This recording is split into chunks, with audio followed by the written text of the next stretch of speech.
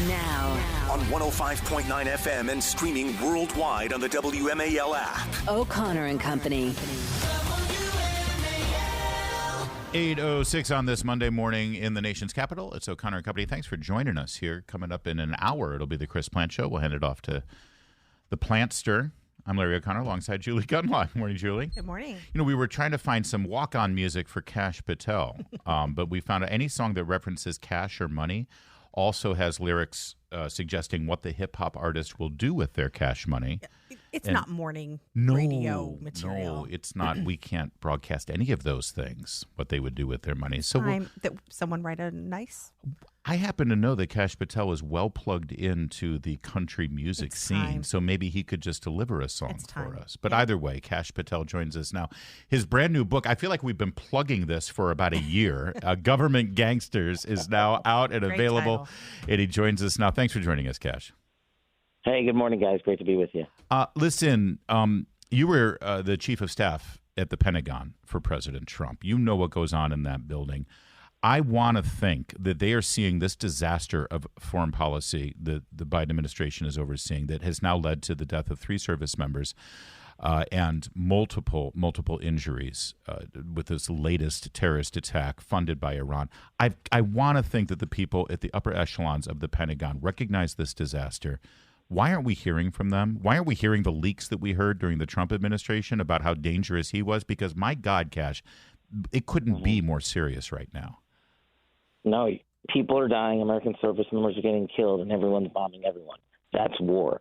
And the reason we're not hearing anything from Pentagon or the Pentagon brass is because they're in on it with the Biden administration. I was afraid you were going to say that. Yeah.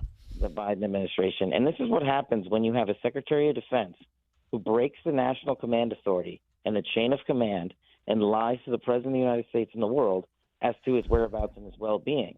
And you cannot defend a nation and expect the United States military service members downrange to operate with any good faith if their top leadership brass, who has been out of the office for 5 weeks, doesn't deliver for the American people. So, Kash, you have worked in the Justice Department. You were Devin Nunes's right-hand man on the House Intelligence Committee. You worked at the Pentagon and at the White House. How impossible is it for President Trump, should he win in November, to actually make good on his promise to clean house? Because the resistance to that, if we didn't see bad resistance during his first administration, it will be Armageddon when he goes in there and tries to, if he put you in charge of any one of those entities that I just mentioned, and you actually effectively got rid of the people who are undermining the American people's interests, I feel like this city will explode. Well, it's already – listen, I'd rather this city explode politically than the world literally explode like it is under the Biden administration. And the good thing about these deep state rogue actors, whatever you want to call them, government gangsters, is that they have publicly identified themselves by participating in whatever media leaks they want that benefit them.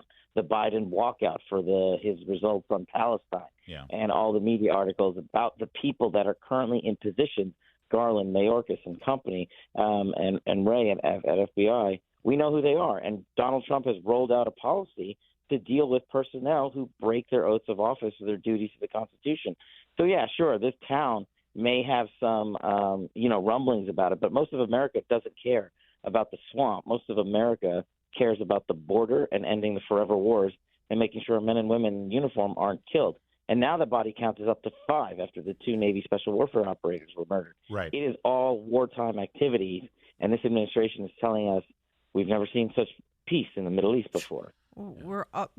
Voters are also very concerned about their own personal security, and we know millions have come over the border since Biden took over. And FBI and DHS, they have no idea who these people are and why they're here. In fact, Jenny Terre, our friend from the Daily Caller, she has a new report out saying that federal authorities caught a terrorist at the U.S. border, released him. He was roaming around for a year, and he was just arrested in Minnesota. This is my question. Should we be worried about another terrorist attack on U.S. soil? I hate to say it, but yes. And your example, as stark as it is, there's something worse. Mayorkas and Ray from DHS and FBI respectively testified 2 months ago in Congress that of the 11 million immigrants, at least 2 dozen foreign terrorist affiliates crossed into the U.S. illegally from the southern border, and DHS and FBI do not know where they are today.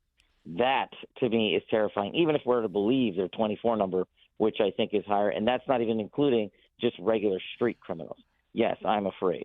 We're speaking with Kash Patel. His book is Government Gangsters, and Gangsters suggests corruption and a money-making scheme, and it's that. But we're exposing right now and discussing how many of these government gangsters are actually working for our enemies, literally against the best interests of this nation.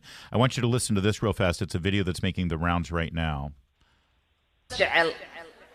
waa laga yaabaa meelaha qaarkood inaan isku xagxaganno laakiin haddii runtii ay imaato waxaan nahay dad isku tashto. All right. Now, Kash, I don't know how good your Somali is, but that is Congresswoman Ilhan Omar speaking to a Somali audience. And in this 3-minute video, she proclaims that she is looking out and working for the best interests of Somalia from within our government. I mean, she's admitting basically that she has infiltrated our government on behalf of a foreign nation, and saying that her influence will force the Biden administration to do what is in the best interest of the Somali government. I wish I could say I'm surprised by this, but it's basically one of those things like when Andrew Breitbart released the Acorn videos with James O'Keefe. It's like I wasn't surprised. It was just confirmation of what I knew what was going on.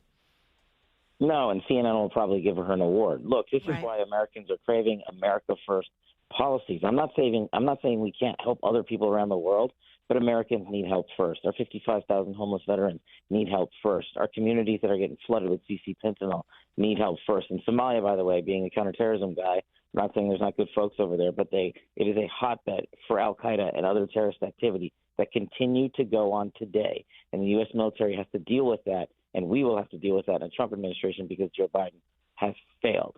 And this kind of talk only encourages our enemies to attack us. So as we're looking at this election, Nikki Haley is still trying to get the Republican nomination. And when you were in the Trump administration, she had a role at the UN. And it's kind of interesting that UNRWA is now, we're learning that this UN agency had employees actually participate in the terror attacks. Even the Biden administration has had to come forward and stop funding of this agency. Did you remember Ambassador Haley saying a lot about what was going on at the UN and sort of calling that entity out on the corruption that was inherent there? I don't remember Ambassador Haley saying much of anything because the UN is basically the world's piggy bank that bankrupts the United States of America. And as long as you give away enough money, you make enough friends overseas, and you get to become the rhino establishment candidate for the presidency of the United States. And that's what Nikki Haley has become. The UN does almost not much good on the world stage, and we, the United States, fund it almost entirely. It's kind of like NATO, or just over here, headquartered in America, and we allow terrorists on our soil because they have the UN exception to come here and talk about their propaganda and terrorist activities from New York City. It's an outrage. Yeah. Kash, real fast, I know that you're working with the campaign. Are you officially working with the campaign or advising the campaign? I'm just advising the president. Okay. He had a horrific miscarriage of justice last week in the stupid E. Jean Carroll thing. You've got the Fani Willis stuff going on. You've got the Jack Smith investigations. And I recognize his instinct to push back on that because it is, if you read Kash's book, you'll see that this is all indicative of the problem and it needs to be addressed. But at the same time, you know what the electorate is like, and they will feel like, he's just talking about himself and his own legal problems. Is there a way for him to address these things, which should be addressed, but at the same time, make it about us? Yeah. And make it about the real dangers of this republic instead of, making it seem like it's... they'll do this to Trump, they'll do it to you. Right, that sort of thing. Yeah, look, I was just with the president in my home state of Nevada yesterday, or on Saturday, excuse me, and that's what he was talking about. He's like, they're coming after you, I'm just in the way. And they being the two-tier system of justice, the corruption at DOJ, FBI, DOD, and elsewhere, and the weaponization of the intelligence community are coming after people who go to church, or coming after people who dare to stand up in school board meetings and say, this is what my kids should be learning. So I think he is using it effectively at the state and federal level. And then you see the corruption of what I call the Lovebirds 2.0 down in Georgia. It's like Strzok and Page on replay. I mean, you literally can't make this stuff up. And putting aside their affair, they're using $750,000 of taxpayer money to prosecute a political opponent while jet setting off on cruises and things around the world. So people are sick and tired of it, and they see it when Donald Trump talks about it I think it is having that effect. They're saying, wait a second, I don't want them to come after me, my family, my neighbors. Yeah. It's a reality here, so we got to vote them out. Kash Patel, his book is Government Gangsters. We expect to hear from you a lot, Kash, during the campaign. First, because you're a great guest, you're the best, but also you'll get a job in the Trump administration, and we need to be connected with very powerful people. So to that end, what song would you like to be your walk-on song? Have you thought about this? Cash Money. Cash Money. Oh, no, that's one of the ones we looked at. It's what he does with the cash money that we can't broadcast. Apparently, there's a lot of hose involved and things like that. Like garden hose. Okay. Yeah. Yes. I'll find a good country music tune. Thank you. Okay, I knew you would. You're connected to Nashville in multiple ways. Thank you, Cash. It's Thanks, guys. Have a great day. 8:16. Let's get straight to Jamie Whitten and the Hit Beat Carpet Cleaning Traffic.